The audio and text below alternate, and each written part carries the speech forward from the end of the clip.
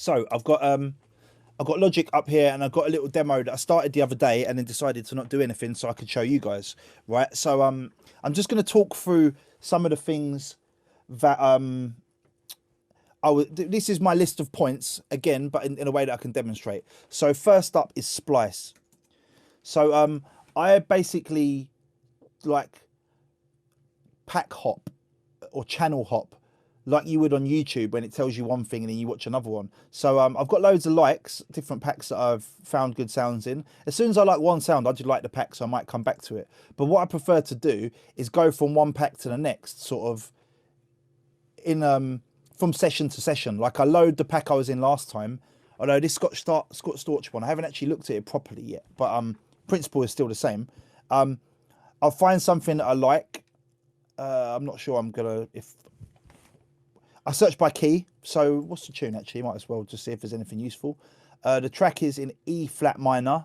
So I'll search the pack. I'm searching for sounds that are in the key. I don't care where they come from or what they are. I'm not thinking I've got an idea in my head of what I'm trying to find. Most of the time I'm more like, what has he got for me in E flat minor that might be useful?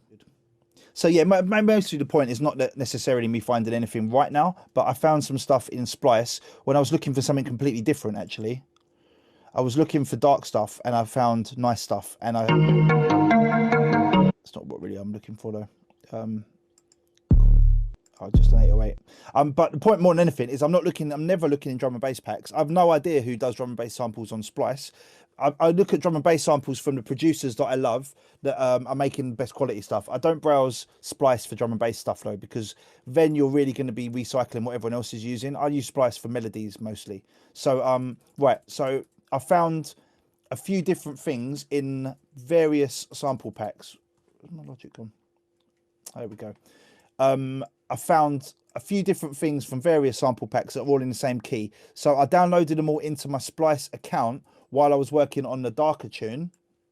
So I just had them, yeah, I was looking like Sea Creature Moan, Howl. I was basically making a really dark, horrible tune. And then something I heard just made me be like, no, that's lovely. I really want that. I think it was his piano. Yeah, so totally not dark at all. It inspired me. And then I found something else in the same pack. And then I moved on to another pack. There's some stuff here I haven't used yet, actually, that might come into it. Not that one. Yeah, that was great. That's what I wanted to add into it. So, but yeah, basically pack hopping to just discover stuff in a key. I don't, oh, that wasn't the same one, sorry. I don't care where they come from, and I don't want necessarily drum and bass sounds at all. I want music and melodies. So I've got, then what I want to do is show you what I've done with them. So the piano chords at the moment, they're as they are. A little bit of reverb. This reverb little plate is by Sound Toys. I really recommend their plugins in general because they're just fun. But I'm not doing much with it. It's just a little bit of reverb. Then what I've done is layered. So I've got some other stuff layered over the top of it. And this is where I started to incorporate some plugins. Right, so I think this is quite floaty anyway, right? But this reverb EOS, I learned about it when I went to work with my friend. He loaded EOS and it just turns everything into a washy pad, basically. I'm not sure how loud that is. I hope it's not clipping. I'm going to turn it up a little bit to make sure you can hear it properly. Right, so all the notes are lost, right? There's no longer any definition from one note to another. I've got a bit of EQ cut in the bottom as well, so it's not cloudy. But yeah, EOS just turns it into turns anything into a pad, which is I love basically. So I'm going to show you EOS again, really how effective it is on something more obvious. But so I've got this EOS reverb that I've been using loads. It just makes everything float, and that's what I like. So that comes back to the question about what I learned when I was making ambient music, and it was about reverbs and stuff. And EOS has become a really big part of what I do. Then I've got some. Then I took these chords and play them to you as they were. So again, I was pack hopping. I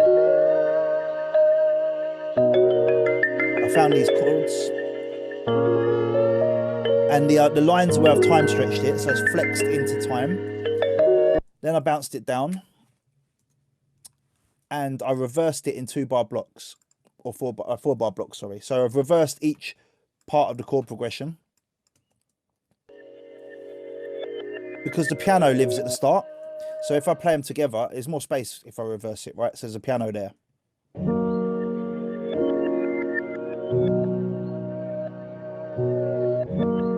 So it works better backwards anyway. They're in key because I found them by browsing by key in Splice, which is really helpful. Then I've added the drip. I didn't want it in the first 16 bars. I brought it in here. So yeah, this is almost making me just laugh at myself because this plugin is so ridiculous when they do the adverts for it. It's like, hey bro, do you know nothing? Do you want to make things cool? But it really just is great for having fun. So there's these chords backwards. The lo-fi preset makes it really swirly. You've got different ways you can customize it within the presets, which are, even they've got cool names. Heat, I think, is saturation. Depth, I think, is reverb. Spice, who knows what the spice is. But I'm not here to teach you what drip is and how it works. It's more that this plugin very quickly makes things sound different, and that's what I wanted. This one makes it really thin with a delay. So it just means that I can take very quickly make something different and have fun with it. The most important thing is the fun factor, regardless of whether it's drip or any other plugin. It's just fun. Then I've got a delay as well. So now I've got something completely different to what it was a minute ago. It's just turned it on its head. Right, that has become this. If I was to put EOS on it, it would just disappear into one pad.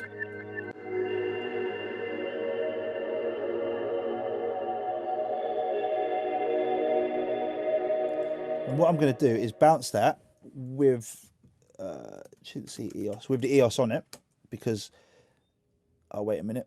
I've just bounced it without the plugins, just a second, sorry. I'm going to export it. In fact, I'm just going to bounce it like this. So I'm going to export it as a WAV.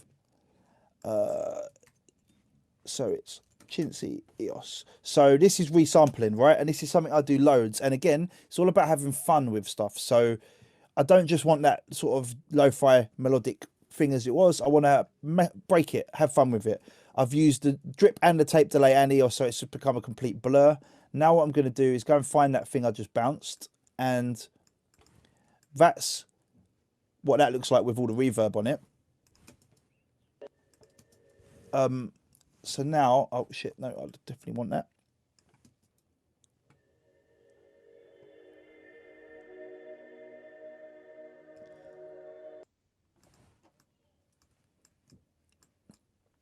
I'm going to find like a good volume point, a good point to start with where the volume kicks in a bit more.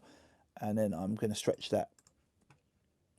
So what we've got now is this is coming to my points of, remember, I'm trying to show you how I keep it fresh and fun in the studio. So I've found a sample off Splice.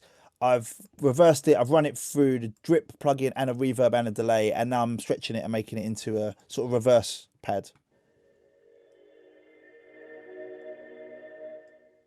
Right, the slicing mode is not the one. Polyphonic, so it carries on for longer.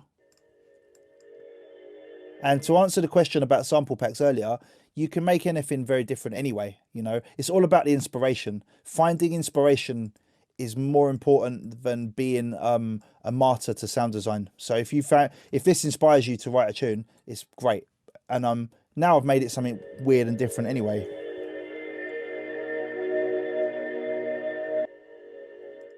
So if I load Crystallizer, this just makes everything sparkle. There's a nice preset, long oct crystals, right?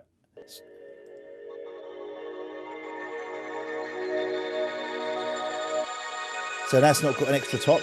Now if I use EOS on this, it will just become a wash.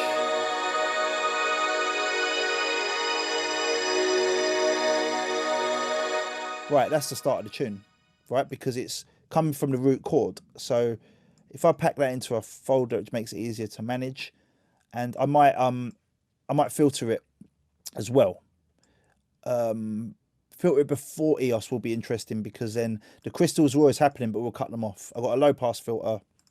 Just gonna gradually drag some stuff up, right? But I'm not gonna make the whole tune because, you know, we're running out of time and I just want to show you some ideas. But there I've got an intro vibe.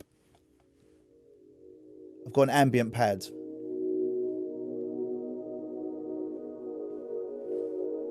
And how I did it is not as important as the sort of having all the tools set up in a way that you can get to them and your inspiration is close.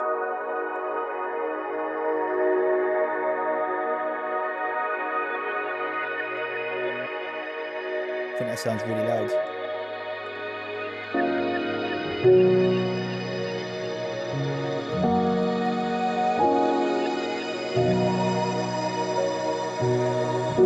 So that crystal pad is sounding amazing. Like it's evolving and it's floating, and it came from having some fun plugins to play with, finding an exciting sound within Splice, and having my plugins at hand so I can mess with it quickly. So that's the sort of points I wanted to demonstrate really, and the reorganization really helps with that.